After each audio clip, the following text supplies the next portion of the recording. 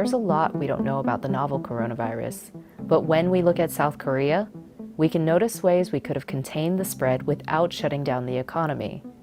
It's something the US and other countries are still trying to learn. South Korea learned from its past experience with the MERS outbreak in 2015, when the government was seen to have withheld information and been slow to provide testing, and it became a big embarrassment for the government at the time because it was the largest number of cases outside of Saudi Arabia. South Korea discovered its first case of coronavirus on January 19th, the same day as the first case in the US.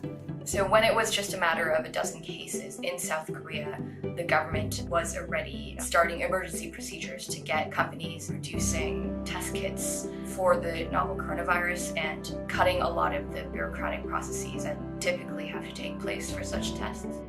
Within 2 weeks, thousands of test kits were shipping daily.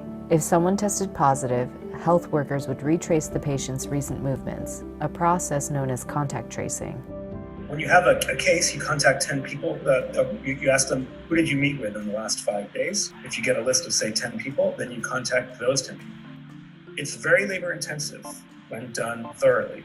But the South Koreans were set up for this, and they had lots and lots of tests. The large-scale availability of testing has really meant that South Korea was able to widely test people who didn't have a travel history to China, who didn't have symptoms, that allowed the country to discover a lot of cases of people who were asymptomatic. South Korea was also more efficient in getting out important information. As the coronavirus cases were surging in South Korea, we began starting to get emergency alerts like this to our cell phones, telling us about each and every coronavirus case. If a case had occurred in our proximity, we would know about it, and it would also give us detailed information about, say, if person A had traveled from this grocery store to this subway station to this specific number of bus at these particular hours. Another thing South Korea has done is to separate out the people with mild symptoms into residential facilities so that they could be away from their families and away from their communities, but also not overburden hospitals. The country has introduced drive-through coronavirus testing, and even a phone booth-style facility where medical staff can examine patients and do a nasal swab test.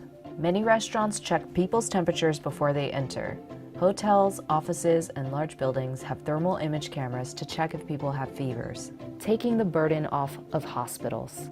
South Korea listened to their experts, and they mobilized quickly with a sense of urgency. In the United States, our president was still doubting that it was actually going to be a problem, and there was consistently mixed messages. The US's weak response has created a shortage of tests. The strain falls on health workers who continue to combat the disease with limited supplies and an inability to track the spread.